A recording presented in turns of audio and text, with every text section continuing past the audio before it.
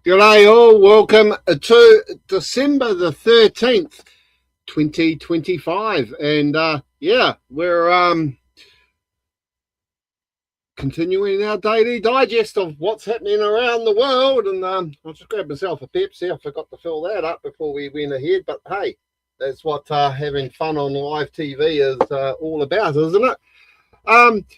So where are we at today? Well, all I have to say is, again, good afternoon. It is Saturday the 13th of December. And as mentioned yesterday, we had the European Cup.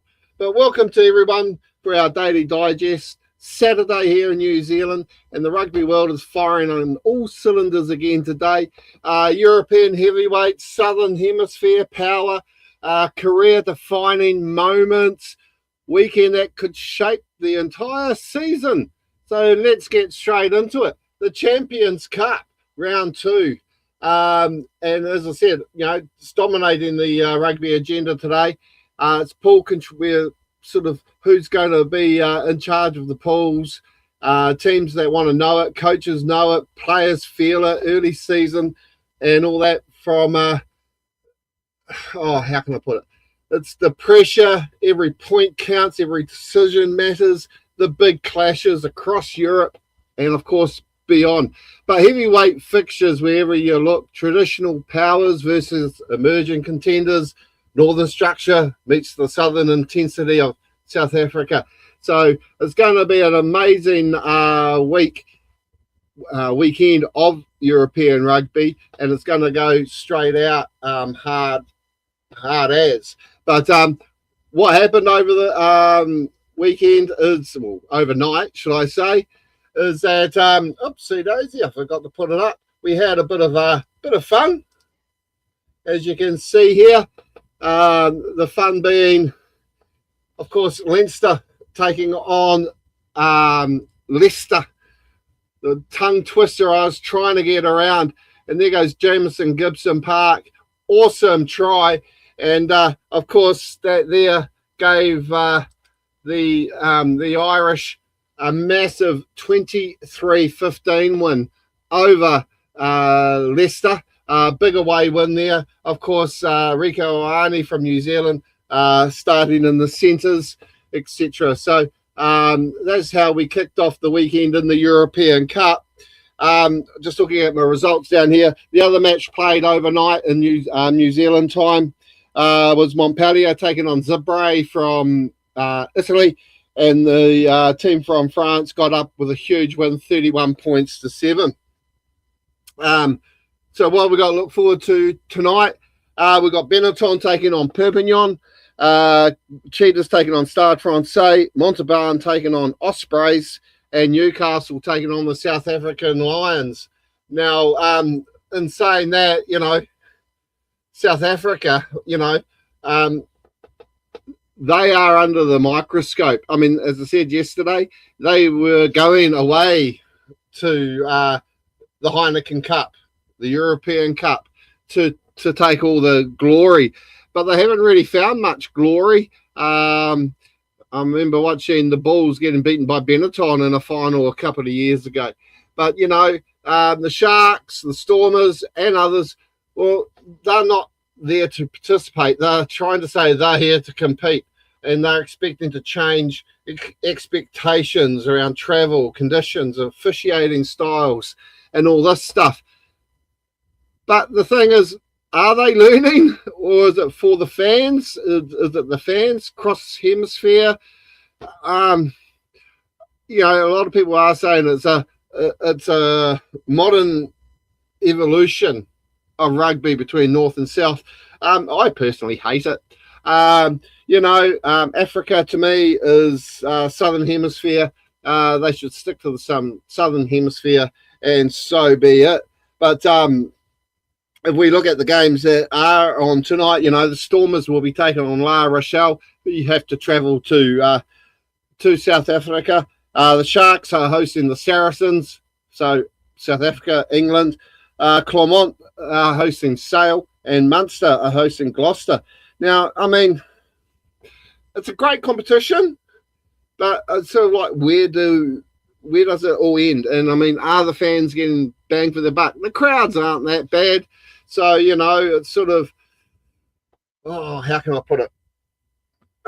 Bigger populations than here in New Zealand. So, you know how it all goes. Meanwhile, you got the Irish and the British clubs. They continue to set rotation standards. They compromise no squad depth remains their weapon, but the English and Scottish clubs are searching for consistency. They bring in a lot of young guys to play with the more experienced guys. How will it shape selections and confidence for the entire new year games coming up?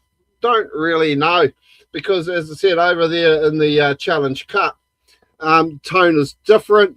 Everyone is wanting to win the silverware there, and statements are coming out that teams have been told to play with freedom here.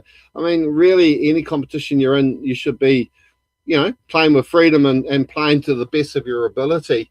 So I think that could be probably, if you're after action, the Challenge Cup or trophy, whatever they want to call it, could be the more, how can I say it, entertaining to watch if you're not at the ground.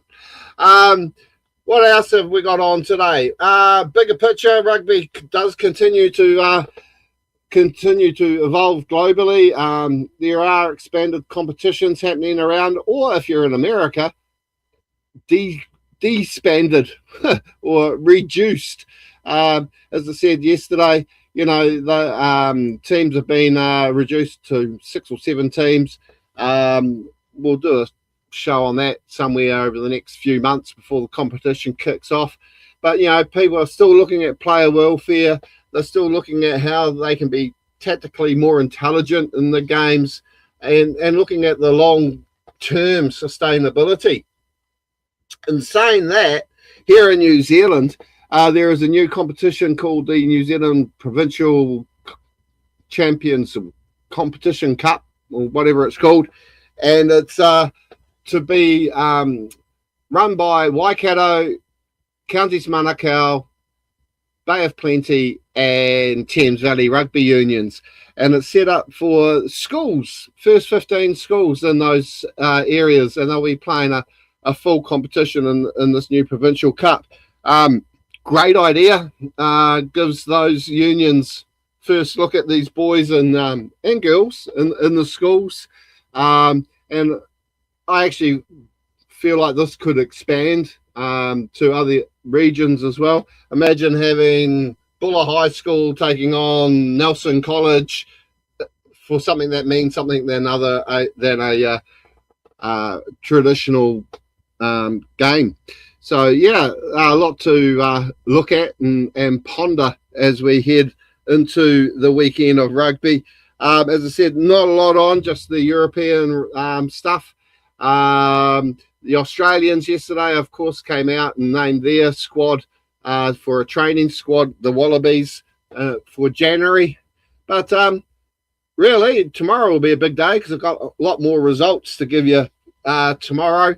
So until then, as I said, these are short and sharp and sweet. We will be bringing you our rugby chat shows on Tuesdays again from next week. But on our daily digest, that's about it. So for Saturday, December the 13th, a weekend packed full of high-stake fixtures and defining performances, and probably maybe even some storylines that will echo into the new year. Wherever you're watching us, thank you for joining, and we'll see you next time. Cheerio.